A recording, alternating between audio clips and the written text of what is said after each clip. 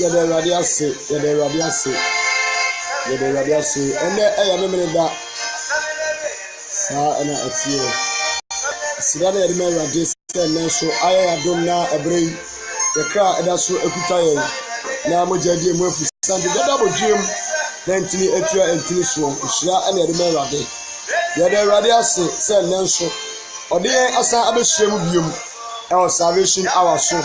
Seria dada na ye no ha salvation hour so na me ya eduro no sa ebia waba online na wutie na salvation hour with evangelist Ntiamu Akinfesa ana na no pay ebu so no sa na tie enti mesrew so sa enya kan na waba moden na wahye ede ama afoforo no bebre moden na share fama afoforo no seria be ya dipadodo na betuma enya nsem a ya kana wiye bremu ya dai ono so tie bi no prinsem sa ana ye kan wa salvation hour no prinsem eno nko a na etui kan ewa ha ensem a na da bia enim ensem anya afrosem ensem anya bosrem ka ensem a anya ono na wabonu mu na o kan ensem afiri ono anga se ni na mum eye no kwansem a afiri Awurade Yesu Kristo mu na ode awura no mu se onka na bre oka enti no se ebia waba online na ayo se bia wayira kwan a wonyira kwan higher salvation hour nkwaje bre salvation hour nkwaje se de bia nya nkwaje no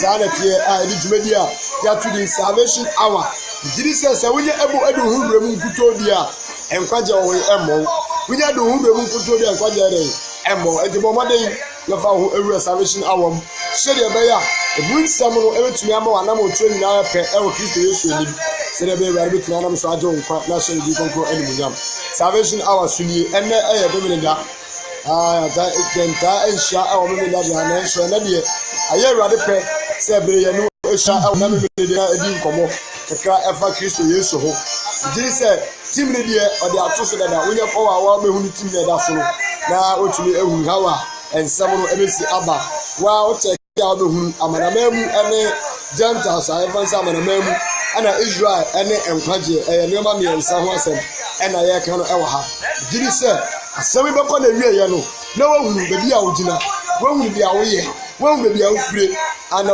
ama wahunu kwan ya ba se wo so fa so dey enante ene kwan ya ba so wo so Kristo Yesu mu dey esi efa Awurade nso se brei wunye nya aka bom ewo salvation hour so na ye kete Awurade Nyankopon asem Awurade nso be brei salvation hour new salvation hour no krensem na fan ka bo we enfem Nyankopon ya domo Yankopon ya domo forso na ye nyina ye mom na yantumi emboa madwumadi enko ne nim se de be ya emeboa na afoforo no mebre so atumi ate na ahye Kristo ni animunyam na 26 ya obo brase crusade kase pa yes plus Zion International Church crusade kase pa e wa carry grand board brase ye no nyina na bebom aye be ba live e be twa the live into so man you who free Brenda Brenyina bo modern say oba ba na nyina ya bom 26 ekosi from 26 ya Monday ekosi ni fiada mesrawo ye bo modern say wo de nyina be ka bom anyumre na enyina ka bom ne ya pege Awurade din na ya nkase na Awurade mma aye Awurade mma na Awurade nso aye Awurade na ahye Kristo di animunyam enne anopai mesrawo onsa kan na wa bo modern na wa share dia ba wofro se dia dada ye no se dia dada we nchane akosi bi na akosi Awurade asem so because why can you say or the Awurade asem a koji amfa ebia enim no e de bra Awurade ma se de be Awurade nam so e ma ne ma e ho ate na ne ma tumi tu ana mo si ne wonya nkwaje Awurade nshira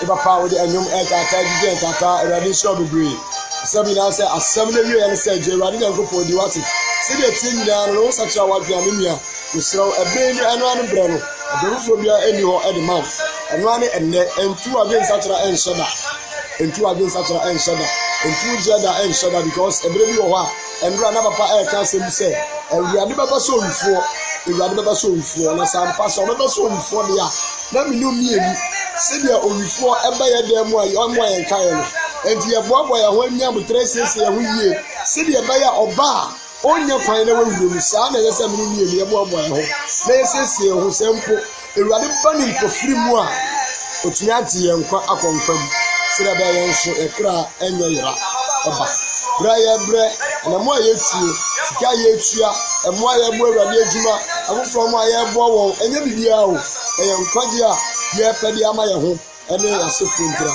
enti se ne enum nyina mu no na ye tu ade nsa kyerɛ hyɛda na se Awurade ba mpofuru mu abɛfo ebe ya re wo sam ne osu ne tutare ye ede amaye misrawo bo moden se betumi aye wo kra nkwaje ho adwuma ewo awiye bremu ye na awiye bre atu ye mo moden se ya na mo tu aye tu Kristo mu nyina no ebe ya papa na so Kristo di eni ewo Yesu mu amen abre ye nsemre ye be ko studio bi na yakotie Awurade asem ewi a ebesan ababiom na ya be din komo flow ho ya ba bio na ya ba bebubu asem no enti no misrawo bo modern ya brema ho na message we message am diri se abeso aba bebre enti bo modern se ebe ye aba abeso de ama wo nso benyemu tafawai aba abeso nso benyemu tafa na se Kristo di enemy Awurade nsira ye mompa abra ye bi na ye ti ye Awurade ewo ya da se rahene sidana ayi ene de ma udin nsira ya odia na wasa na etifo Israel ko ni ewa ene da se for san sori wa bi a han ya ti se e de a kire yen wa ma ye hunu nkwaje ene wani munyam se de ehira es efa Awurade ya da se na memile yi wo Awurade na wa ka yen abem se bre ye ma kra nkwaje ho adwuma wani fo nhye bi era efa na memile fa abra bo ho Awurade yi fi enso ewo ina je nkwaje Yesu Kristo nemu ebe na mo se mo a wo ka kire enso na Awurade ma ye hunu nkwaje na nam so na baje nkwa ewo awiye bere emu nyankopon wa asema yete ayo se ye hwe adaje ye bi se na ye dabode ye bompa esre we Awurade se wo ba ma ye eni a yetumi de beto ye nim na yetumi hunu ya kwan mu a ye nam nim yie se de ba ya ye ma ne nkofa kwan fufuru bia so na usane a wa meto ye ewo ye kwan bone ho ewo mpofiri mu ye de wose se ne anope wesiesie yen ewo wasem nhyira ne aye ne nimonyam enka wodin ewo ye na genkwa Yesu Kristo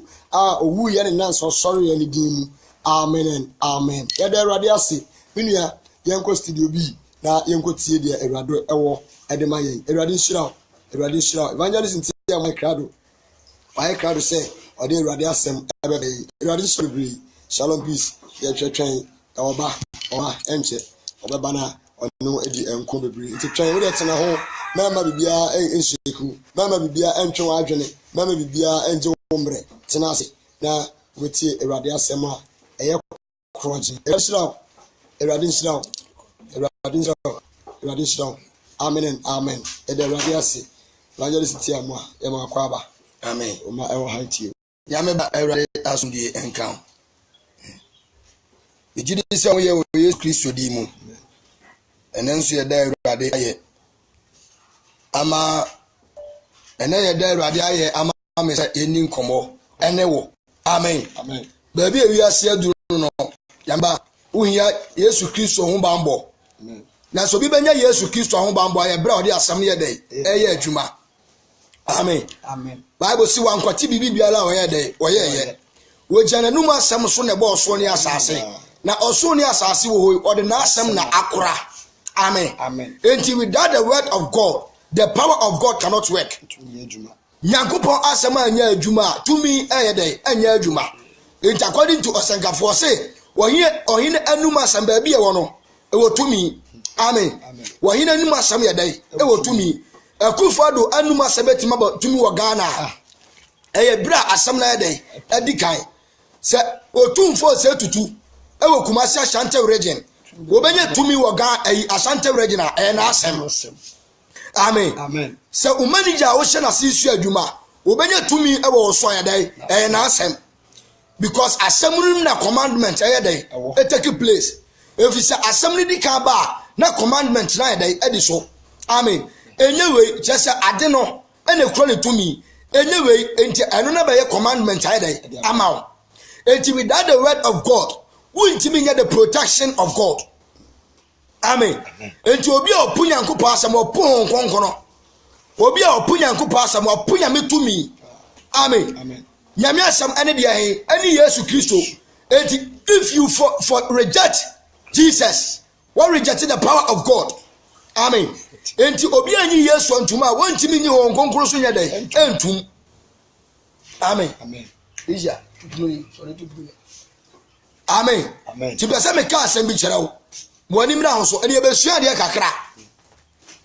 Bible say according to John chapter 3 verse 16. John 3:16. Was sene Nyankopon edo wiase ni. Didn't double cry or one my said the obedient no. When you la name on your down qua. You won't come here no assassin so down qua and I sit some with you and qua. Amen. Now the ordinary banner by any dear. What I say down qua as it chain ye to me or the ma Adam and 50 asiano. I don't know they brave him. Yam according to Ezekiel chapter 1. Any animal need to me. Shannon so.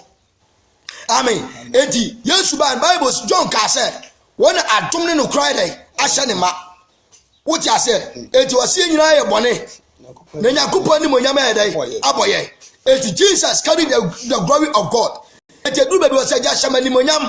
Efi sama shewa ni monyam. Wase ma shewa ni monyam dada. Amen. Eti if you reject Jesus Christ, you have rejected the glory of God. So upu Yesu wo pu Yakobon dey ani monyam. Amen. Sa upu Yesu a wo pu Yakobon tumi ne nkwaje. Ano ni asam no. Amen o. Eti Bible say do temi nsam na wo yo. Medeni beto obadwemba obanyansafo a wosini dan dai e wo bota so. Wo bota ne ni Kristo. Amen. De o te Yakobon asam a oye no. Wo de ni si wo bota ne Kristo so. Na de o te a wanya no de ne to obanyans obakwasea. E wo to na bodan dai. E wo anwam eno ni Adam odikan. Correct. Shaden so Romans chapter 5. Anu ni Adam hedai odikan enti Adam odikan wato ne fa pem ne wadeam anu ne mfama eboye ani nso to anu ni Satan nyuma amino san mfama ni nso ne to ye Satan de enyuma anu ne bebubu Adam sanen so enti to na adban ewo boa ne so no Bible say mfama boy ebubu ebutu no ayedai anhwiase anu ni Christ won say ehwefo ne to ebepo ne enso nim esenim no no mo na ensuo nim no Bible say ehum ni mframa bi hya asese mo na okache Yesu so wura wada nti ye yira yutu hu enti bra Yesu Kristo so de ye no won se sa hum ni nyina ye dai ebra ne ho ase enti obi a o ma Yesu Kristo bra bom no sa na Yesu tia ehum a ewo wiase e wora bra bom amen amen yamin ba yamin show ba shede na me we kefri akira ba ho Israelfo enkwaje mo poye ade akwanya ebra amanamamufo enkwaje Amen. Israel poor mu Yesu Kristo. Adi akwanya adi prayer dai. Amanama mu nkwaje entusha atifia samna. Martin D said the rejection of Israel is a gateway for Gentiles. Amen. Israel for poor. Aye enkwaje anase epunu bie amade amanama fo. Amen. Yesu Kristo Bible say wabani diem na ne die na anya dai. Anya no. Bra Yesu ti ase no hyane so. Na sama nuru amanamam bra ba Israel juma de na yadai amanamam bra Yesu Kristo yadai ewu sode ye ana tumidia ya Holy Spirit ba ya no awake outside besa me kire at Satan na Yesu Kristo begin his new kingdom Messianic kingdom amen eti abra Yesu Kristo wu sode ye no Holy Spirit ba ya no oba build the nation of Christianity. Amen. If we say Naija amano up upono no opomo woni say Israel omo ye yirima Nyankopon ana Christianity aya yirima Yesu Kristo aduda Naija abaji dia afodi amane ba e wo mi say oni Israel wo baako woni say Nyankopon ni Israel dai e wo baako Mary chama Israel according to Revelation chapter 9 emie 12 Mary chama Israel. Ana Mary konkroye ejama Christianity. The virgin of Mary ejama Christianity. Amen. Ana the son of God eye Yesu Kristo. Shane so we free Israel mu at the same time oya amanamamu ni. Amen. What you say? Enti Israel for ye dai apu Yesu Kristo obra na owo Israel. Shane so. Amen. According to Matthew chapter 22 be can send you home. It is the rejection of Jesus Christ. Is that for the poor years no? I be the gateway of Gentiles. I'm an amemu from Quadia. Ken Cabra or Hiniba Fusia. Was it or Hiniba? ayi frushira na Yesu kasa kyerɛ wɔn bebuo mu na Yesu kasa kyerɛ suafo no bebuo mu sɛ ɔsoro ahene no te sɛ ɔhene bi a ɔrehyia ayeforo ɔsoro ahene na yɛ kɔ no ɛte sɛ ɔhene bi a ɔyɛ dɛ wɔhyia ayeforo ama ne ba kenkan ɔsoma ne nkoa sɛ wɔsoma ne nkoa sɛ wɔfrɛ wɔn a wɔhyia wɔnkɔfrɛ wɔn a wɔhyia ayeforo hyɛ sɛ mmra na wɔampɛ sɛ wɔba wɔn so anyɛ dɛ wɔampɛ sɛ wɔn bɛba san hɔ no ase amino they refuse to come in the wedding feast what you say wɔn ampɛ sɛ wɔn yɛ dɛ wɔn bɛba wedding na se kenkan ɔse na ɔsoma foforɔ nkwa na ɔyɛ no papa no se dabi masa soma nkwa foforɔ yɛ dɛ ama wɔn akɔ kenkan kyerɛ wɔn a wɔyi wɔn monko kan kyɛ wɔn na wɔyi wɔn de sɛ hwɛ mesiesie m'aduane makum me nantwie ne me nwan ɛne me nwan na mewie ade nyinaa mommra na yɛmforo wote ase mommra ayefuhyia no ase na wɔn deɛ wɔamfa anyɛ Bible si wɔamfa asɛm no anyɛ dɛ anyɛ hwee amen o ɔmo nya many excuses kenkabra ɔsena wɔkokɔɔ Bible si wɔn amfa asɛm no anyɛ hwee na ɔmo kokɔɔ na ebi kɔ n'afuom ebi kɔ afuom ebi nso kɔdi n'adwa wɔn a aka no na wɔn a aka no deɛ ɛkyekye kɔ ɛbɔ mo adapa sɛ kɔ mo na ɔhene ne te ya no Bible si ne bufu pii ɔsoma ne dɔm kɛseɛ abi kuku mpawudifoɔ na ɔsi wɔn kuro ɔsi nkoa no sɛ na wɔsi nkoa sɛ wɔsi ayefo deɛ wɔn a na wɔn a ansɔm emu kɔ atempɔn kwanten ɛna wɔsi sɛ enti mu nkɔ atempɔn ne so nkwanta so dodo ara am tutu a wobɛhu ɔmo no momfa ɔmo mmra ayefuhyia no ase na nkoa no firedi ɛkɔ kwan so Bible si na nkoa no di afiradi ɛkɔ kwan so ɛkɔ bɔbɔ nipa ohu ɔmo kenkai ɔse nipa bɔne ne nipa pa wɔsi nipa bɔne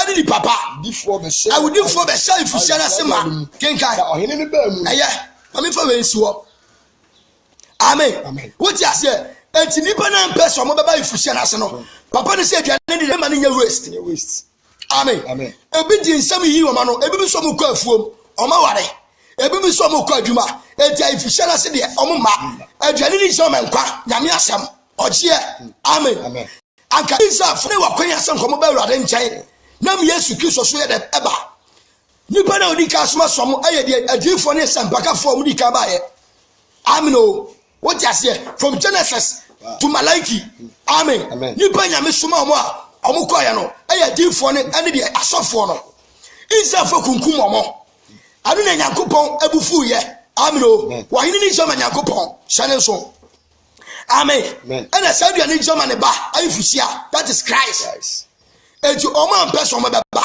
ɔmo yiyi ɔmo ho ano ɛna ɔmo sɛ kunkum adiifoɔ no ɛna papa ne bufu yɛ na ɔsoma deɛ nipa dɔm ɛne ahoɔdenfoɔ ɛkɔ hyi ɔmo kuro ɛkunkum ɔmo bi that is the time of Nebuchadnezzar amen yɛnhyɛ ne nso wɔwie no sɛ dabi aduane de masiesie me ma no nyɛ kwa monkɔ kurom ɛmɔnten so monkɔfa nnwamanfoɔ abɔnefoɔ na ɔmo mmra mɛhyɛ dandwane mu ma ɔmo bae amen enti the rejection of Israel a gateway of Gentiles for salvation enti Israel for poor mo poor Kristo no ade nkwagye yɛ dai ɛbrɛ Gentiles amen enti ɔmo kokom de ɔmo fefa obi a because ye de ne yɛ nnwamanfoɔ ma awudifoɔ asefoɔ mogya hwegufoɔ amen o abayifo ne abosomgoro ɛna ahyɛ Gentiles fo ne ma enti nyame anka nkyɛm sɛ kwa mo kɔ no munko yihim amen o wasi munko yihim this evangelism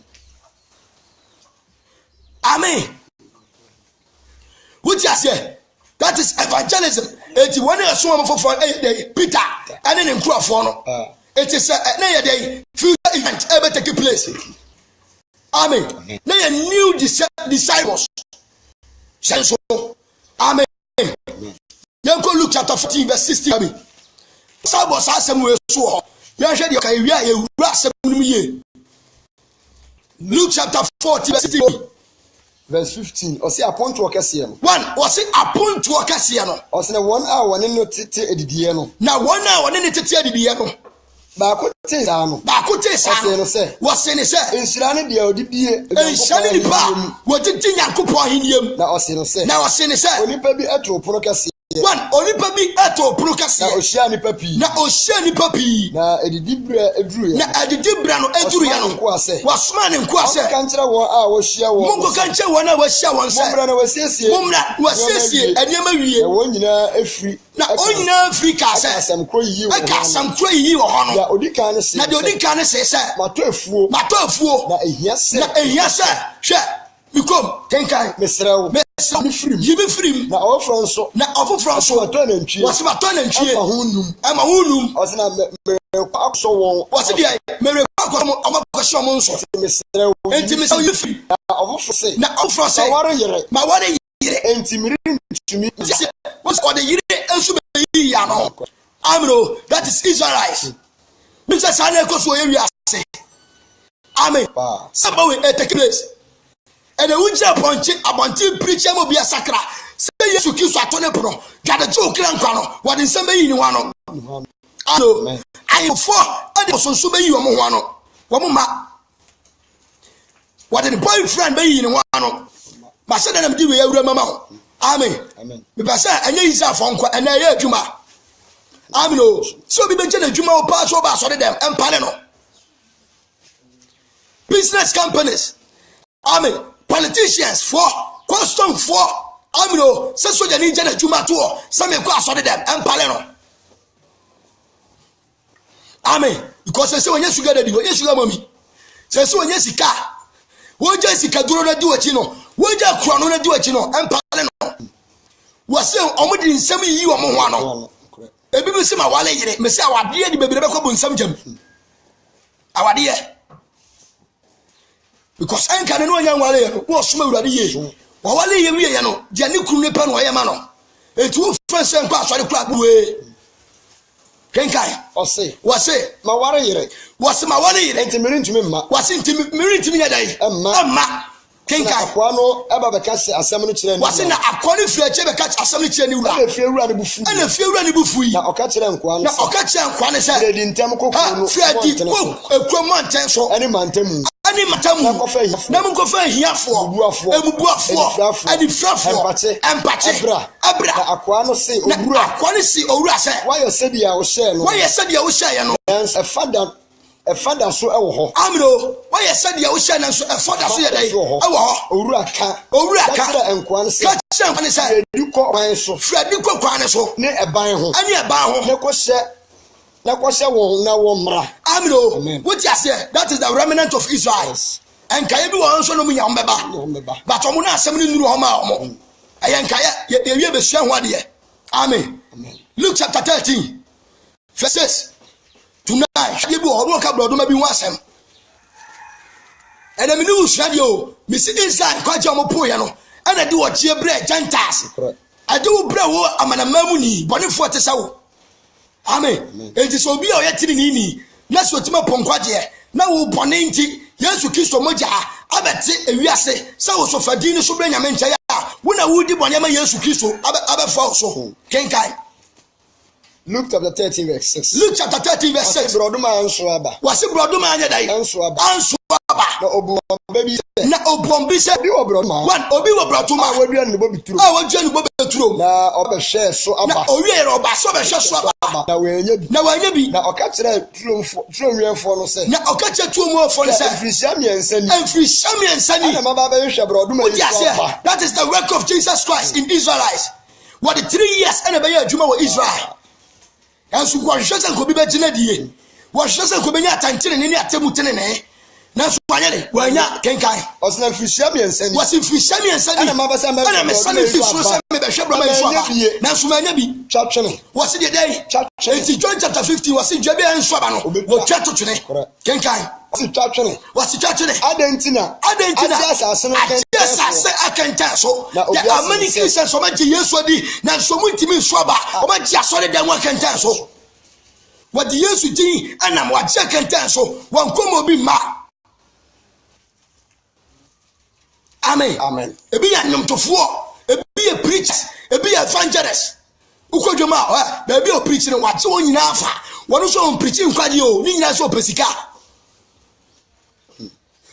won so ba manyame for the radio station so and ya jack and tan so nan so so ba menyame omo TV station so and ma jack and tan so nan so mo so ba menyadai e menyame sankati amen what you say was one swaba wa ji asase na yadai I can tan so kenkai na obi se no se na obuase won se owura mani si wa fi akamani si wa fi enso nkosi se mefuntu enkosi se kamefuntu na megu ase sumi na nkam wi akam ebi aka dai that is obi asobia ya adwuma na enso ba no obedo won sa good fertilizer that is the time of repentance eyebre amen sa mani si wa break to bi na megu ase sumi na eyebre wa de ma Israel for repentance amen etoni pe bia be ti Yesu so no di bone a wo ma ne bra so onye dai won sakra na adwene ewiase wo nyankopon ma ne bra te yen sakra ya adwene sane so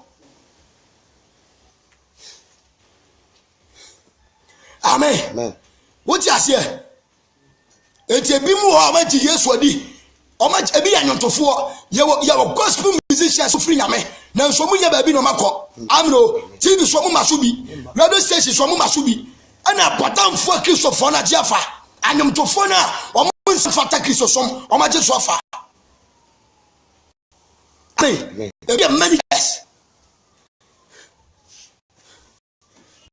and the kid which is what papa so yam adwuma wo papa so yam adwuma na di kan fo ne ma no o ma ji asore mo ni nyina afa o ma ji Kristo so na o ma ni se ni nyina so mo so aba o ma ji asa kenta so ebi ya thickness what you say ebi ya thickness yo ebi ya test o ma kwan da wo ma kwan amen enye so na ye David bo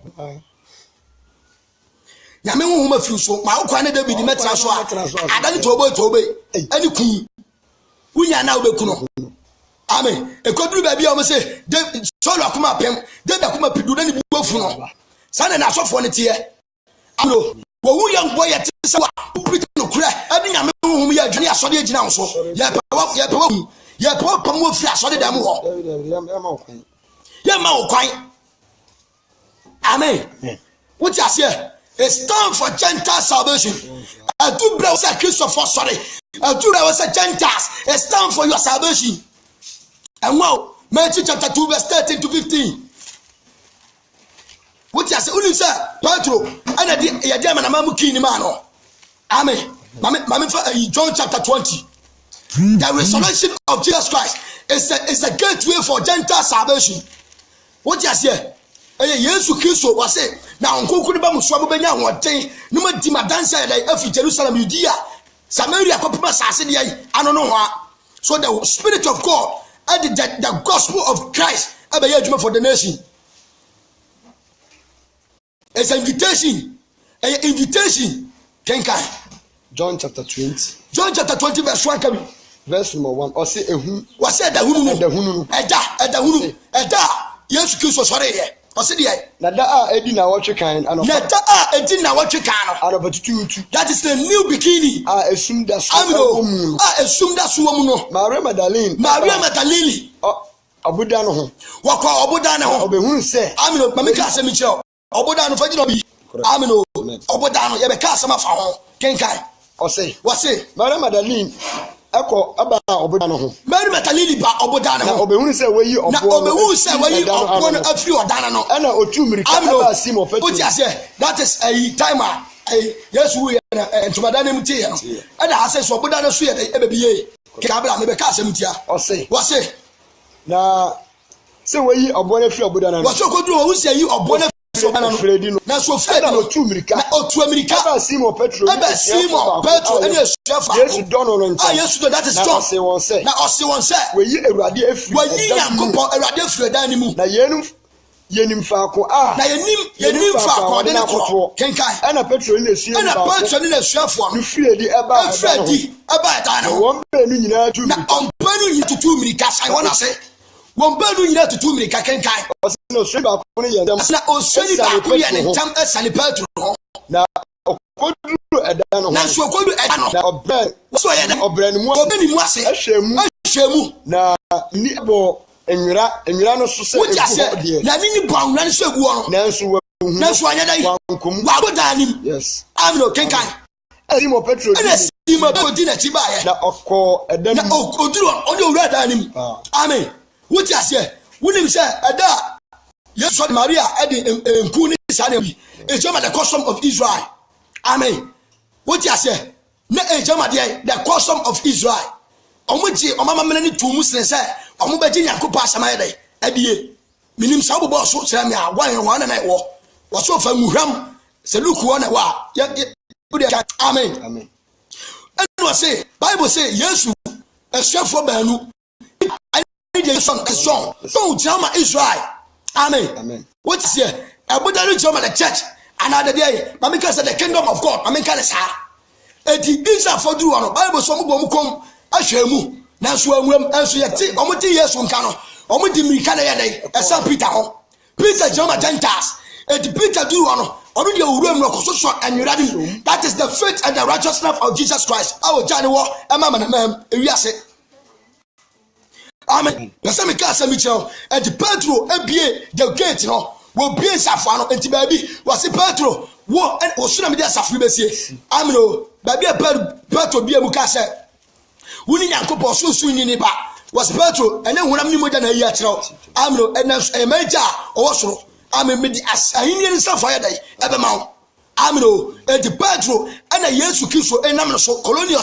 style amani ya dai amana manfo ji ni Yesu di yes kenkai amen yanko ba bi foforo enti the American Christians omudu asori dem akwa asori dem ntam enso na ni ho amen obi wo a wo sakra ya che esura jini nya dai enso obi be fi a kire be wura Yesu Kristo mo ja no ne yayi efisa John asa Petro ko du oboda no wo twini ko mu hwem na so awuram ya amani Christians ya omo dia wo pepre be tisi asakra na so ko du asori dem a o ma jini ni Yesu ho amen amen. wo obeji asam na di wuri say Mary Magdalene be di adanse e ana mu mie du mika wo beji adanse na di ebi ya tifo enso beko na so na jini ni Yesu ho won sakra Petro do one no wuram adoko so Yesu Kristo nwira no amen. There are many Christians here omo yakoma pa ewu awurade afie omo hwe so omo ni Yankopɔ yi nta sambe da ebe nante omo pe nyame asem so no rede ebe nante. And there were many Christians some do mu wasode dem na adwene wo fie ebi de wo boyfriend so ebi de wo de phone so ebi de wo adwuma ho eni awurade ho ye wo mitu amen ye wo ni tumfo no. Matthew chapter 2 verse 13 to 15. Because just said Israel from kwaja mo poye and a diamond amamu for yesu ya kwenya bere ye tie nyankwa amen amen. Ken kabra Ose we dwane ko Misrim Bible so dwane ya dai e ko Misrim jamo e ho ma wiase ken kabra ose ofiri okoye Bible so ofiri okoye no hwe Awurade bofo bi yi ne ho hwe we free 13 no hwe Awurade bofo bi yi ne ho adi kire no daye mu se sore fa abofra no na Joseph amno wo yi ni Joseph ni nyina se na Herod apa Yesu Kristo ayedai ekuno amno Israel for the man Herod nya to me so be so dey Christ because omo to ma yi ni yedai the emperors of Romans omo to ma yi ni Judas of Africa 20 Judas Joma Israel for to Yesu Kristo nyame yi ni e amasika ken kabra o say so far friend no there are many Judas in the Christianity ebi de omoto omo de ma dwamamo what you say ebi to Yesu Kristo masika adwuma kwantuo become chirawo enti aye say Judas adwuma no obaye wie kwa e da so ho the spirit of Judas is carrot eye adwuma safuni ebi de obeto Yesu twamantro entro obaye Yesu ama school for me be o to school boy no ni Yesu Kristo ni chaka watono ama school many pastors omo to Yesu Kristo yede amadwadie kenka bra o say fa abofra no ne na atwani komisiri kotena ho kotena ho makama kire wo na Herod yohwehwe abofra wase Herod ahwehwe Yesu akuno na osore fa abofra na osore di abofra ne yede ene na anajo na ofiro komisiri na owo ho ara kosi amno wo ho akosi se Herod wu etuka Revelation chapter 12 now 17 say amno was in a Ochiasani to a banner so sassa. Amen. No, Penecuno.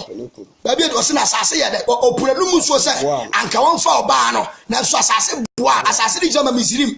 When I hear Sukiso, Amino, and I saw Ochiasani any Swedish German day. I already knew man, what the best of years. Revelation 12:13. 12:13. Amen. Amen. You know, Yamoso, some can't say me. And to years to say, ya didn't quite Museum for a minute, I will be for a time. Was if I come Museum. Coaches are making much now. If you say, I already be part of a Friday, Elkuno, Amino, and yes, you kiss or come Museum for purpose.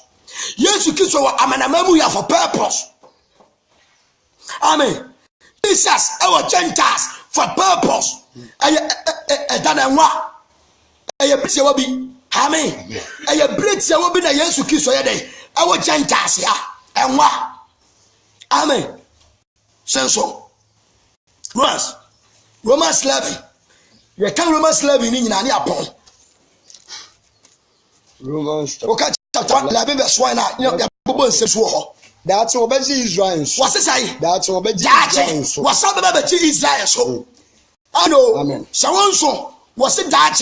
Now about Israel. So say when I see Kenkai. Osina afem say. Paul osina afem say. Yankopon to ne ma atwene. Ha, when Yankopon unim so ato Israel atwene. Davida.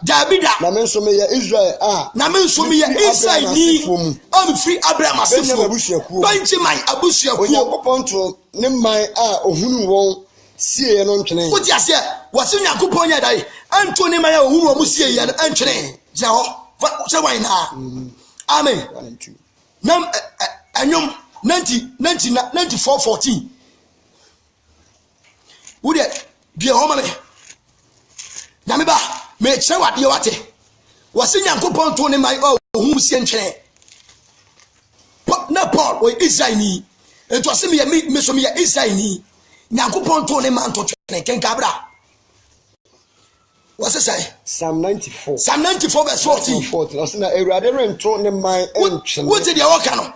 Was it a radiant 20 mania day? Ancient. Now, Orin Yana Japadi, Shannon so. Israel ain't a major party. Warring Yan ho. Amino, it is Shannon so. Say Israel on the bar.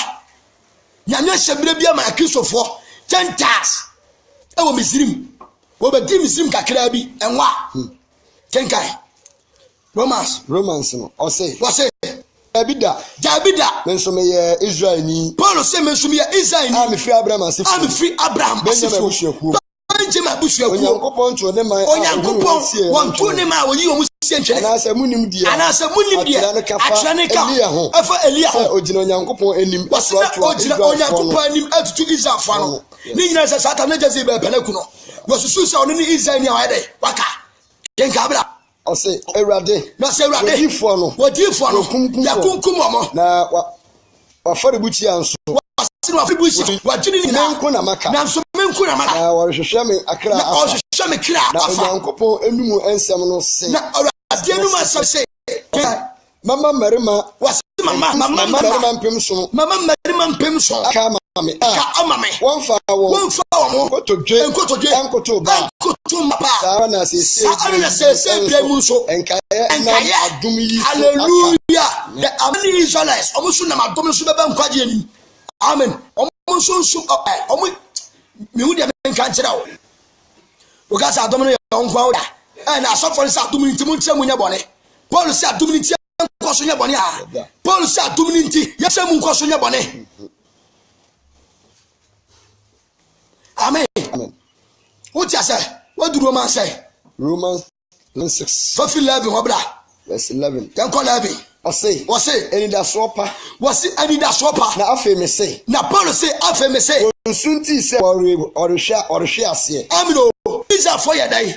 Was sunti so or share ase. Kenkai. David Nemo. Kwaje na mwo. Ontre ho so. Amen. Was na Nemo. En kwaje na Isa for so ntre ho. Because obi o tse ne ho. Amino. Aso o chinya me di aso onyinya me ni.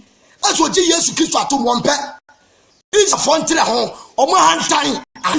Enti na ma Yankopon enkwaje be ya manama musu dia. Kenkai. I say enkwaje na Israel for ntre ho. Was enkwaje na Israel for. Enti na ho be ya manama mu dia. Ba watch ni ngun. say na Arabama Yankupon Adinku, Wabama is a fortune in Kuamanama ho. I was over this year. Never did say Munu, not a qua or so me this year. Me papa Alfano, I never examine position. Who is over here? Metan Sani Pano. Amen. Mayday, Metan Sani Pano. Will be a mere Shana me or boy or so me. Never did say running back me papa me. No one could follow Pia, near the boy. I know the near day. Ever see my night, Matano, Sanity. Or say, what say? Now say one tell a hone at Danny if you say a hunya. Was so Montreal honor, ever Danny, we are saying once you hear Daniel and a man who Amino, and a Musubansia day, ever Danny, I'm an Amamo who into Israel, ever farm and a Mamu, and we are saying any or yet. What I don't know, man, who was young Kaya said, and yes, idea, I'm an Amamu for Smith for Israel for New York. Obetiaba, Ken Cabra. Or say, what say? Verse number 12b. Verse number 12b, King Cabra. I remember when you are one mile better chance. Bible say one mile is a former Mutimika. So Mutimikoya born and almost sudden I won't get Kaya day. Ken Cabra. Now, Mohammed and Mem. Now, so I'm a memu for Paulo say make a side. Paulo say me I'm a memu for soon 20. Make a for me from a Juma. Hallelujah. Paulo say me I'm an memu soon for. Yeah, because you are a man and a memu soon for. It's many just a day. Make a for I'm an memu for. Or say, what say?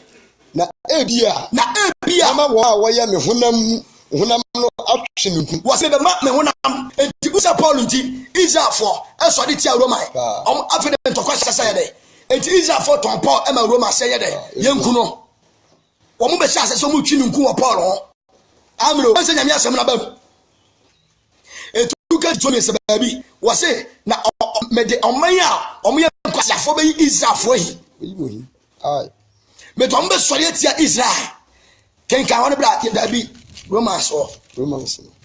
Amen. What said ye? Or say ebia.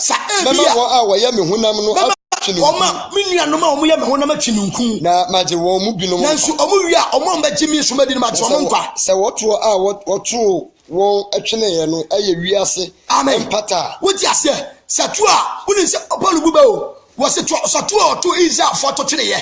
Aye wiase so pata. One year obeji won aka ho no. One year obeji won so aka ho. Ebe ye dan. Agise enko a efri owufu. Enko a efri ediai ewufu, that is the resurrection of Jesus Christ.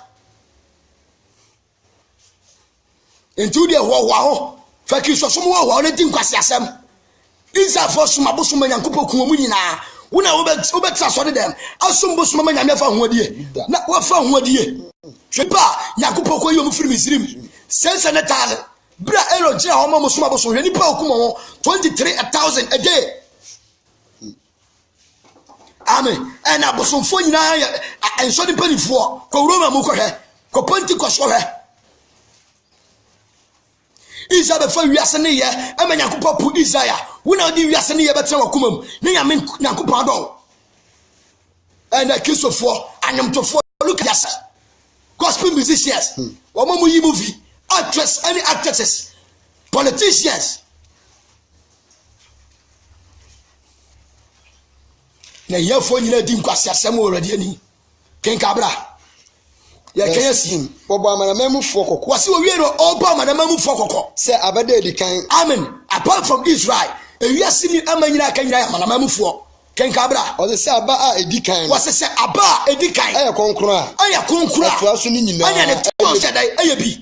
Amro obu be samiti wei mini badwa nyina ya konkra amro maso nka ho mehwene enka ho mano enka ho mibusa kwashe miti wei samini badwa nyina ya fufu a mani nka ho mesen nka ho maso ti nka ho mi tuntumi hweme ho Ken Cabra o se endo se ehini no ye konkro a na se ehini no so ye konkro ama ni nyina so ye bi edua ba no wo se ni hini egira ho a esoroma no so nya nsuo nyina benya Kibai, I know who's in the Hini Jinawa, a sort of mine, and then swo, Ken Kai, or say, na say, Bianama ni bi ebu, na say, Johnny mine be a boo. Now, what are ye? No, what we are and good ya. amro yesa duani man ni bia dey abubu ana wo ye nwura mu ngudua kenkai na wode wo afra afra wo oyi wo fi nwura mu ngudua nim adu ba be hye duani man ni mu a na wanya ngudua no na sa wo so benya ngudua ni mu yi ani nsuo ni bia ho abranche jai sam hunu no jai ka sam no amen eduani man abu ana wo ye de ngudua to na te sumu mu a wo hu ofin sei ye do ba be hye duani ni mu bia na se duani man ni mu nsuo ni fa mu ama wo so be ye de tinini ni a ho ame akweso omo ye beden no baade ye se fa bibi baade omo ye agree kanka no akutuo omu twabi no mu de be shan no se no ama chechere se na be ye omo ye agree kanka wa wunim bia mekan bia wa ohu bi da wo be hu woti ase sa no bi ne ye de amanama mu ni Israel kenkai ose wase na se wo ho a na sa utra se ho enye wo na wo su hini no una wo su hini o adua man ya su hini da hini ana madua man no so da eso hini no mom na eso wase na hini no mom ana eso o ti ase eti Yesu Kristo be jane tubon amro Yesu Kristo ba be jina sa dua ne man him wo ba dane de dupon se wo ye mfa sini so se na be ye Yesu Kristo a wo ye Israel sini ni no nya dai amfa ni so ya Holy Spirit mfa mu so aba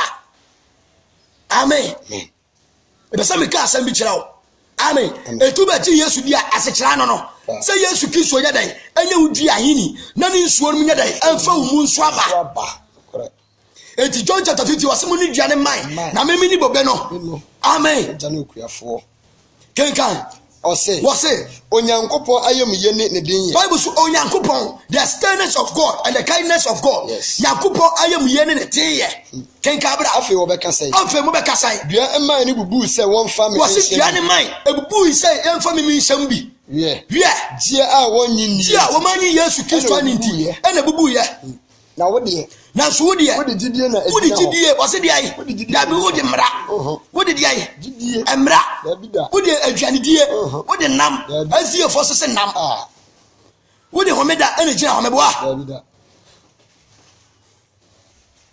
wono wantima ni homeda na so enu ntimi oye de yese no wo ti asa me so me amanama mu ni yete sawo aya nyame se anso mo homeda wo so ebosom ni wan sum Yesu Kristo aye homeda de wura na mom homeda na ye da no ena akosom no ne ka homeda uni ma se kire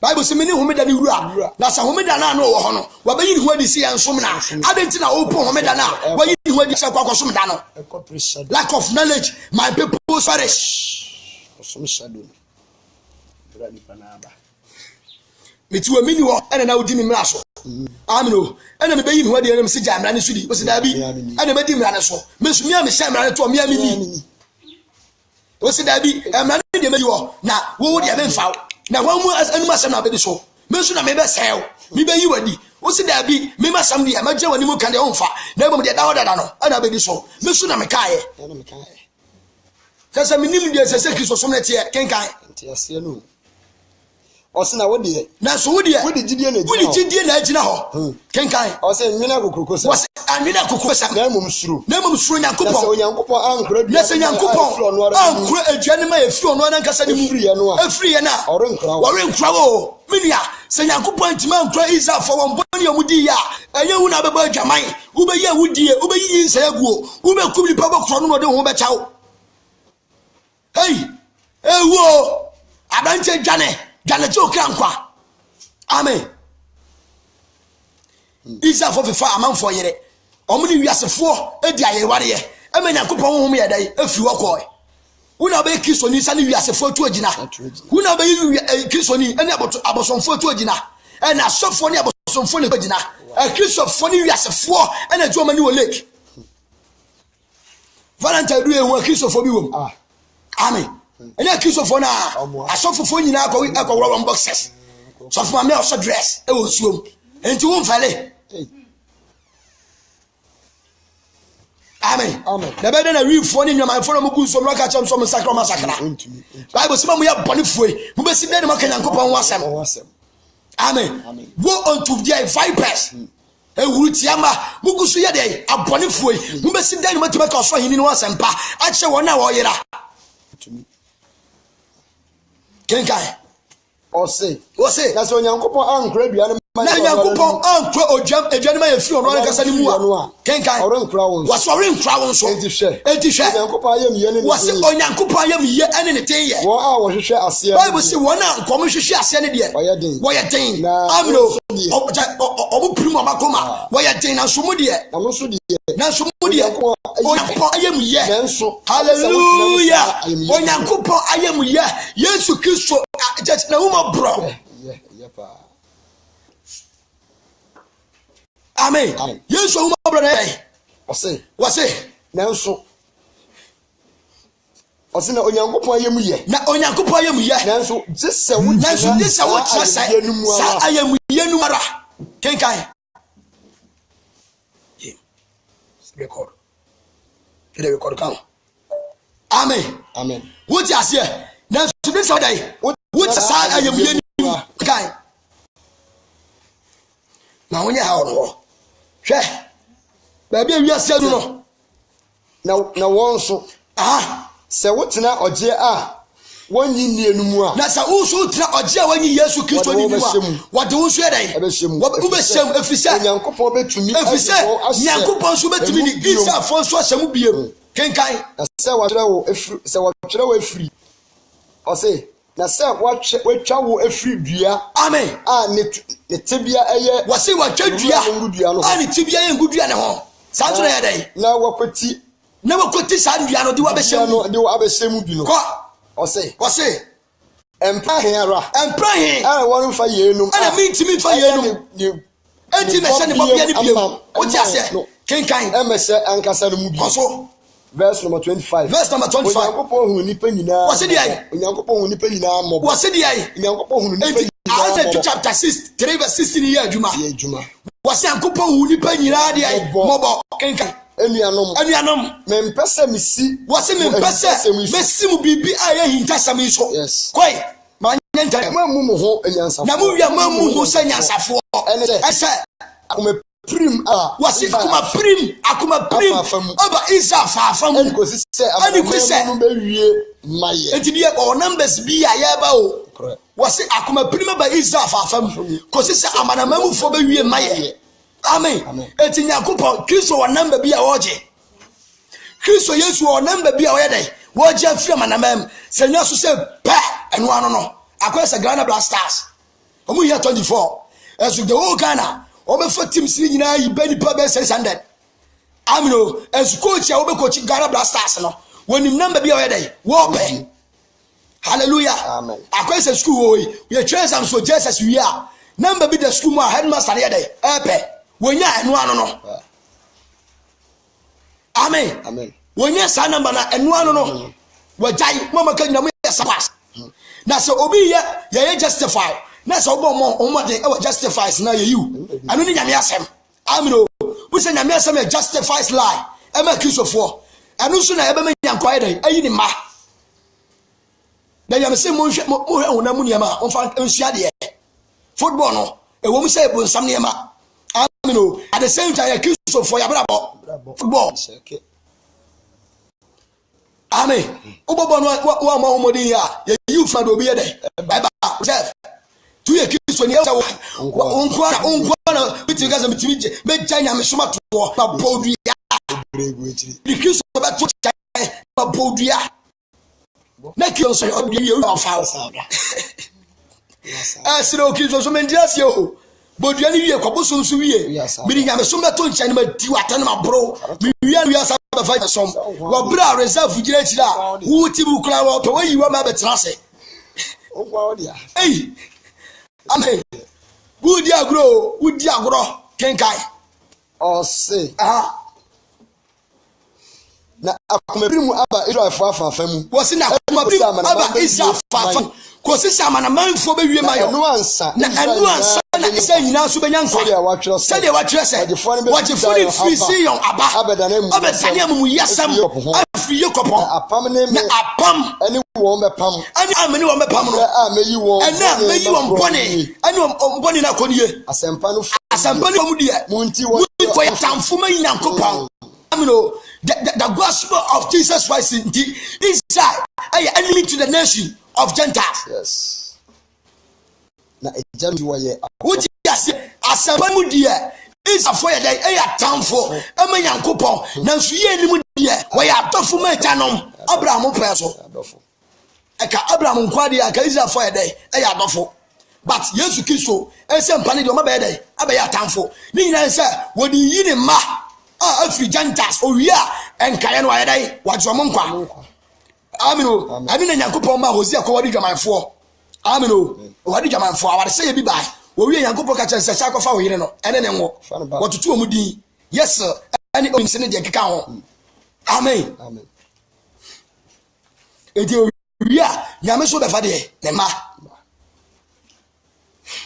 kenkai enu tira kan Revelation chapter 7 say na we say is abusu akodu mienu wa abusu akodu mienu anu na Jehovah witness for so say san krofo nyame be for makwaya bi na ye transasi so amen kenkai bra verse 29 if say hunu ni Onyankopon was e ahunu say Yankopon frɛ bi was we there da manu mi wonsa me frɛ no enti me mpɛ no say nyame aboni dia frɛ wo say abrante be ye madwuma ma me na oba ya ne so ya pachi ntiko da bi we ni frɛ ni partiality nyame no amen enti according to Acts chapter 10 verse 24 say was Yankopon enye nipa ni yiyimu na oman yi mu de oyaso no otie no hwehwɛ so be obegye ne nkwa amen enti God is not partiality nyame ntimi mfra wo nipa se be som no awobra nyame be kase da bi we ya pachi ntiko enti nyame ntimi nka nche Israel for say omo hia wo bra wo fra mana mawufo da bi ente sa amen me pa cho uba na so ba ne aso de na chese opa mo ni frifra na chese opono amen o ni nya se wakoma be de ebe di na chi opa na dwen sakra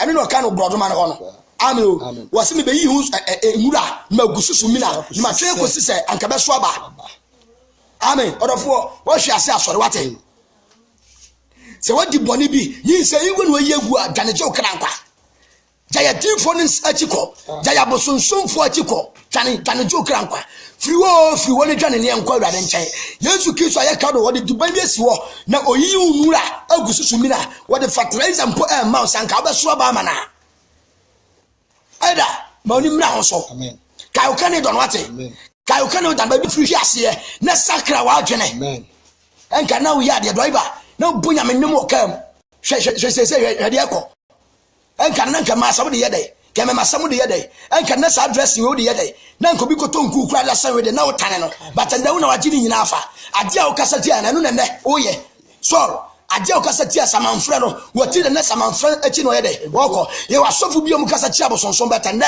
abosomfo so mo kwaji tumi amro ye wasofu bi om kasati ade abosomsam enso na akonfonsa na asofo no kwaji tumi moni mra swadifo moni mra so evangelist enka na timi preach 10 hours na unyi sika collection credit ma wana wompe but nay who preach 30 minutes na the 2 hours 3 hours at the collection moni mra so ba bia wiase of mame moni mra so na kan safo ma ni hwe usua na kan first omo pa ba bia o me hwe dress enfra na ewa but nay hwe abrabo hwe otibia na oya bia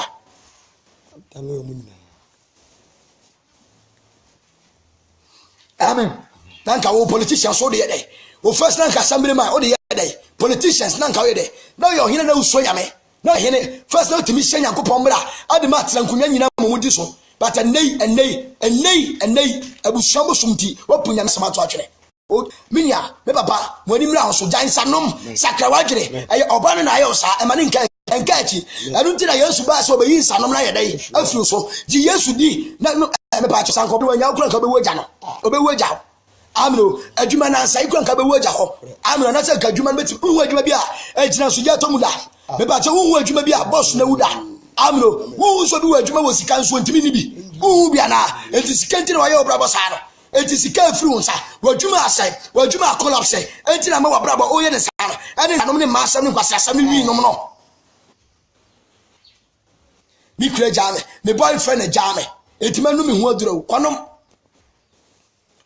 amen obi kure jano so ti ase asum ya me ye wo de boyfriend kakanti ene sa dia me no me hu aduro amen the boyfriend to je wadwina ye o amen o hu sia de kure nko wadwina ye basa boyfriend jano enka na first mi sia de na mi nim ade anka sase no mi du so sa amen o what you say na mi nim ade anka sa mi du SS3 still na mi hu obada let me know baby anya de dako na me be SS ma do form 4 madam fu no house prefer na fa sisoko was so be chima to de oba breme afi de obutimi an kwose ma pema me mate no na ma dwunu omo so sa twetwe ma omo so nyina pa gu ho ma me ana me so me ya ma say okay na sa dia me se me am nkasa me girlfriend nya me fa me de ana mkonya baba bi ne fa Belinda na me pena asem papa nti etimi buga na because na me sa ma nyina pa me what you say bo mo bo no ne hu nyina papa nti me fa ko no ma anu so problem is akoye afi de me chase am se ma dwuma ye sheshe o no ma sha se bon ma sha se bon because me po tap say ya me mi ampo o e be ka 5 minutes 3 minutes and ma fa book me kwa hwe no ye di odo bay ye godi ngomo keke o te say ma fi wo na go tra se mada me wie no me so da ye me so da na fe de me no obi goda o Jimmy ha me ya pon no fecha to le enko o say ye bi yesere yen so ama verse 29 verse 29 say ahunu biara nya onyankopon wasi ahunu bia ni nyankopon de afrem atuma chede ni frem na se mo nso onyo nyankopon mo nya nyankopon de ayi mo ye de mo nya onyankopon enipen wasi ya nyi nyankopon ya de me ba cha ni gina midi na ye akono bi ene te gade ni ani da mo so amno me kame chao ensu na de da gana kika so mfoni bi kire me kika so ni bi chatano ayanta ne nkrofo na ye de sere koma omo na ne so mbosum kodu ne nkrofo no omo na ne so so omo ne ya menni Yesu Kristo ne amaye beje ne adi ene okasa mo so ma nyi nyame ani pen kenkai na afei wafa mo nje a woni wafa ye amro wafa Israel for so jema nya ahu ya Yesu mabo amen because Israel for magina me ani ene Yesu nyame ni ene nyina be dey ya be ye pe ene sa de nyame mfre nyina emra kenkai o se sa aranso na afei yenum na mmobo a wohu mo no yenum so na mmobo so ohu mo so anya nie se wohu wo samu so wohu mo mmobo so bi kenka bra o se na onyankopon aka wonyina ahye gie a wonyinnie no ase se obebu wonyina mo obehu wonyina mo so obehu wonyina mo bo o si amen verse 33 esi angasa la be nyina nsi kenkai verse 33 wase nyansa a ewo nyankopon wase nyansa ewo nyankopon akwan mu onyankopon onya ni nyansa animdie bunu a emu do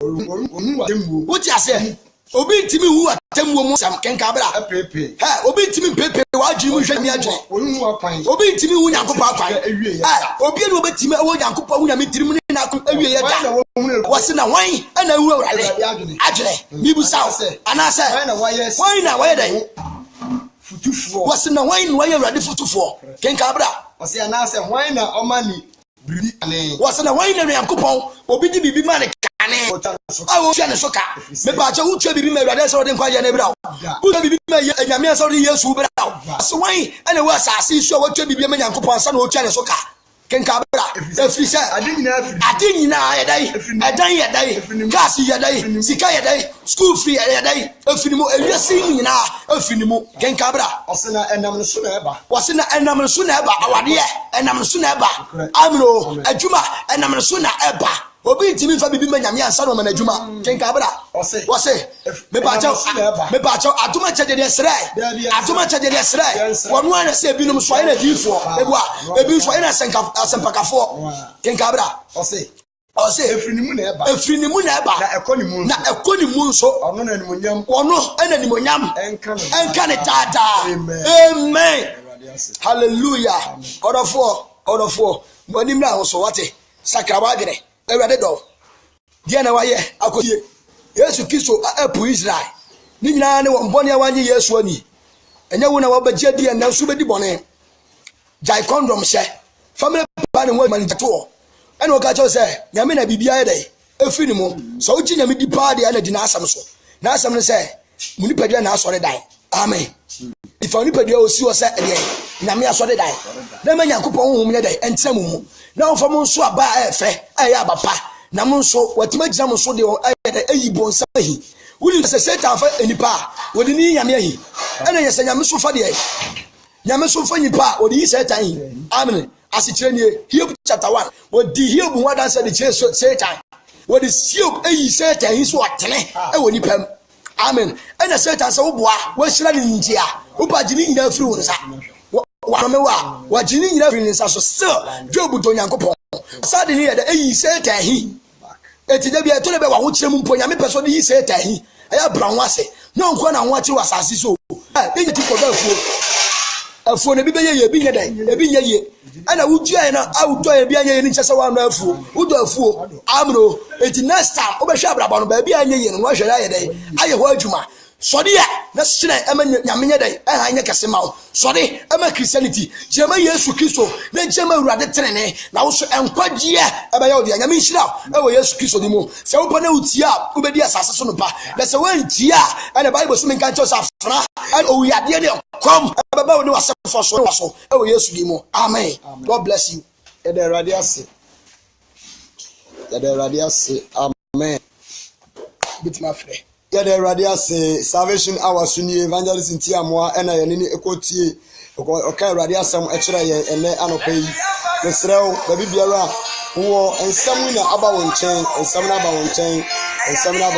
the word of God is better to no one eni obi a oyi ni film Bible say obiara won ye me de pa obiara obaji na bi enti ebrei radiasem na nya aba won chen mi ya mesrew je radiasem di na tumu ana mo mdiri se ebe ye nhira ne nkwase tene ebe amawo na wonso okra atumi atena Awurade fie akosi ewieye na Awurade anam so adwen Awurade nhira se ebre wayo sutie ama na asem ebre akwanya eda ho edema won se betumi afre na yedi nkomo ewo zen messenger frɛ ewo messenger na ye ni nkomo na Yesu Kristo de elimunyam na nyɛ sinti amoa ewo ha enti no frɛ de how bia de wonte ase we Awurade asem nim bia no ubetimi afrɛ na yedi ho nkomo ubetimi afrɛ wo messenger frɛ messenger na ye ni ho nkomo Awurade nhira bebree adofo enye dia wotue mu ene bebree okra da so te ase enye dia wo mu ena ama na wo ye Kristoni obie ni wa wotue biribi ama Awurade Bible say enye nnwuma mu wate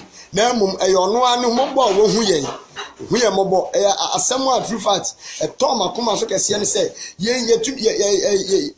yanye Awurade anipan yanyina anipan se de na Israel fo anyina nie nne ya oyi wa ato atno ye so ya ye bi pen ena nne ya begie di a nne ye so ye ho saa no enti ama nne no Awurade asa ka nyina abom onso ka asem bi wo se enwuma mu na Nyankopɔ de bu Abraham bema ena na obibi a de wo no na Nyankopɔ ani yes Nyankopɔ ani nokore na Abraham ji Nyankopɔ di ena obu ni tire ne ya de enti Bible say according to Romans jo tini frigi ni emu no ebe Nyankopɔ hallelujah amen. Yade radiase Awurade asem no mpacho frɛ bra messenger na yeni nkomo ubetime frɛ messenger na yeni nkomo frɛ messenger na yeni nkomo Awurade nhyira bebree Awurade asem ena nya aba no hwɛ enti nsem na eba ya na medi nkan ka kyerɛ wo sɛ nsem we ye nsem a true fact sɛ wa ma wonua bi enya bi enti a wa ye no wa ha no pa try sɛ wonua bi a obi abenya bi etie ana si enya ba nso mo mani sɛ obesende hyɛ mo bi a ntie bi why hyɛ mo bi anya bi ntie na entumi hyɛ Kristo din animunyam Awurade nhyira so pa ɛwɔ na agyenkwa Yesu din mu a very important message pa a very powerful message ebe so aba same way ebe so aba rough same way ebe so aba tantan Awurade nhyɛ so frɛ messenger na ni nkomo frɛ messenger obi mra so me fast na momra na ebre no esha ni sha frɛ messenger na ni nkomo frɛ evangelist ntiamwa wa hawa ka Salvation Hour sudie no krensem ena yedema onyame ma no krensem ena yedema onyame ma messenger na ni nkomo so they are mutu message no ampa Awurade nhyira mo because endra me te say one man be free or see obi na share man no ema ono so etie ye true fact e kana koma pa na ne mi agye nsem no me nua say ye ne saa ebetumi aso nipa bebre na eso na bre wo a wonyi ni de nanso won na Awurade dwo won na esese wo tumi midu wo gye won no etumi no nchen obegye won afam saa na tie saa na Awurade ye na ade iba bebre na tie Awurade asem but ye won krofo bi ho a won ti na Awurade asem ne baaye nti se ama udi won na won tie no so ama asɛm no ntumi ankodu wɔn nyinaa nkyɛn through fact ɛba nti bɔ mmɔden sɛ na wahyɛ wo nko ama ntie bɛyɛ wo nko ama ntie na nyɛ pɛ sɛ mekum nyɛ na wo nko ama ntie awurade nhyira wo brɛ messenger na yɛnni nkɔmmɔ frɛ messenger na yɛnni nkɔmmɔ evangelist nti ama wɔ ha frɛ messenger na yɛnni nkɔmmɔ awurade nhyira wo bebree yɛbrɛ no mɛsrɛ na waba frɛ messenger na yɛdi nkɔmmɔ anɔpa yi deɛ akonya wɔ hɔ de ma wo frɛ messenger wae na yɛn nyinaa yɛnni nkɔmmɔ ɛmfa awurade asɛm deɛ awonte aseɛ wɔ awurade asɛm ba Bible no from Genesis to Revelation ade bia wɔ hɔ a wonte aseɛ no frɛ no bigidi sɛ awurade nam ne ho nkɔnkɔn so ɛbɛma wonya mu nte aseɛ sɛdeɛ ɛbɛyɛ a wobɛte aseɛ na wohu kwan a wo so bɛfa so atutu anamɔde asim na etumi aboa wɔ awurade nhyira bebree sɛ obiara ani sɛ wobɛfrɛ deɛ a obiara ni hɔ wobɛfrɛ deɛ a ɛneɛ yɛde adwumadeɛ no nyinaa ɛbɛsi ha enti no sɛ ebia wopɛ sɛ woboa ma dwumadie ɛkɔ a mɛsrɛ sɛ wobɛtumi abɔ mmɔden afrɛ evangelist Ntiamoa ɛwɔ Ntiamoa Kimfesa 0266419292 0266419292 ne nsa bɛka na biribiara atumi ayɛ kama firi ɔpɛpɛm na boa awurade adwuma no na ntumi nkɔ yie na biribiara ntumi nkɔ wano sɛdeɛ ɛbɛyɛ nipa dodoɔ na bɛtie awurade asɛm na wɔtumi anantim na onya mu nkwagye awurade nhyira wo memfa nkaebɔ wɔ mfam 26 of this month Monday ɛbɛyɛ ɛkyinakyi Monday ya the week na yɛwɔ bɔ brase the whole week nyinaa no yɛka awurade asɛm gye awurade mani yɛ akyerɛ abɔdeɛ nyinaa sɛdeɛ ɛbɛyɛ ɔbɛnam so ayɛ wɔn kwa enti no crusade kɛseɛ paa bɔ brase akokare bɔ brase enti mɛsrɛ ɔmɛyi wo mfiri baabi a da bi ayɛ taa akɔ ka awurade asɛm hɔ ha bɔ brase hɔ yɛkɔyɛ crusade kɛseɛ paa evangelist Agosi Aboagye ne edi enim ɛkɔ na akɔyɛ crusade a ɛso paa ɛde ama awurade mma na awurade nam so ɛde agye ne mma ɛnkwa awurade nhyira bɔ mmɔden sɛ wɔn nso wode wo ho bɛhyɛ crusade mu na atumi ayɛ kan bɛba life betwa ne life ɛma wɔn nso wɔanya mu kyafa na biribi atumi ayɛ kama awurade nhyira abra yɛn nsɛm no yɛbɛbɔ mpaeɛ na yɛde dwumade nyinaa akɔ awieyɛ na ɛde esi aha awurade nhyira bebree ɛwɔ yɛn agye nkwa Yesu din mu amen sutwa ase baabi a wɔ biara no na yɛmmɔ mpaeɛ Israel wa woyɛ nkunimdifoɔ ɛde ma yɛn ɛnɛ anɔpa yi aseda ɛnka wo din ɛwɔ wo nsɛm a wonam w'adom no mmɔborɔ ho a wohu yɛn ɛde adom yɛn ɛso wama yɛate aseɛ sɛ ampa yɛyɛ amanamamufoɔ na nka yɛnni nie nanso mmɔborɔ a wohu yɛn nti woatwe yɛn asɛn abɛn yɛn nso yɛba abɛnyɛ wo mu gyidie ampa wo sɛ berɛ yi woaka yɛn Israelfoɔ nyinaa bom bɛsɛ bu yɛn atɛn ahu yɛn mmɔbɔ deɛ ɛne ɛnya nkɔpɔ yɛserɛ wo ma wo mmɔborɔ a wohu yɛn ɛntoro yɛn so ɛkanya yɛn ma yɛntumi nyɛ deɛ woawurade wopɛ sɛdeɛ w'asɛm se wayɛm yɛ ɛma yɛntumi ɛyɛ deɛ woawurade wopɛ no ampa yɛboa yɛn ma wɔn nkɔnkɔn no mɛboa yɛn na yɛtutu mu nyinaa ensi w'awurade wakɔ sɛ ɛbɛyɛ a wosane w'anim onyamu ne abɔfo dɔm no a wɔtammuo no mu a w'awurade wobɛtumi agye yɛn nkwa na yɛn nso yɛne abom anan akɔ baabi a wɔ yɛda wase sɛ nna anɔpa yi wasiesie yɛn na wayɛ yɛn sei ɛwɔ yɛn nkwa Yesu Kristo din mu ɛna yɛbɔ mpaeɛ nhyira ne a yɛyɛ asomdwoe ne mmɔborɔhunu ɛntena wo so ɛwɔ Yesu Kristo din mu amen and amen yɛda awurade ase awurade nhyira wo ɛwɔ Yesu din mu amen amen nyame nhyira nyame ba wobɛtumi aboa bi amen ɛna mama hana me see YouTube no sɛ wotumi fa videos ni bi kɔtoto YouTube no ɛbɛboa wo ama wo so fam deɛ ɔyɛ ma awurade no nyame nso mfa so nhyira wo mama hana frɛ me ɔbapa hana ɔso obetimi ayɛ na watwetwe free Facebook watwetwe free video isunim no da de but akogu YouTube obi abetimi ayɛ bibia no nyame so behyira wo amen monfa videos no to YouTube man na Ghana ha network no unwie na 5 cd 10 cd ede ekɔ eba sa ye brɛ ye boka pa amen eni tina bebre timi fra bro cheba Ghana ye WhatsApp groups no omuntimi mmem enti ye timi gina na every day bi ye ba life pa master eni ye Ghana credit enye wifi ye sika ne de to amen we come chira se auto 5 cd pa sa de ba life a ebe sa amen enti yeba se timi be gina anopa awia na nyumre bit credit na so wa wife free na se wo ba life won ti man share enti man twa anya bibia ma awurade a na wankasa me ni mu kristo som na pesa wo som na bra ho to wo mpo na wontimi som awurade na ho kyere ba wo so amen mesra wo na ho so wai na buaye efu no ka wa koma so buaye pe we na beto ama betima toto bibia ma se ne beze kristo som bepeja amen nya fera mebbo so e ka wa koma se enchi wi akura na ase tobre ya ne fa nko kanya nya sama beje amen awurade asum die nkan na me nhyira e we yesu kristo di mu amen. The number na the wood boy 0266 41 92 92 0266 41 92 92. My ID card in Tiamwa King Fraser. We evangelist ni friend anymore. ID card in evangel in Tiamwa King Fraser. In Tiamwa King Fraser. Amen. O share me Facebook name evangelist if you make sure say only mistake. Na Ghana for the we mistake here sikana ka mo. Na so mo send this kana we mistake here was send it. Eno na che say Ghana no no. E really shira e we yesu di mu. Amen. Shalom. No wa Jesus say peace. Salvation hour. No wa Jesus say no crensem. Micha Zion when evangelist akose wo ye papa. E bia obi anama do wo ye chia mo. Zion akokare branch na ye chia wo. E chia Zion wo akokare branch. Members nyina ma na mema. Awurade asumdi enkamo. God bless you all. Amen. Amen.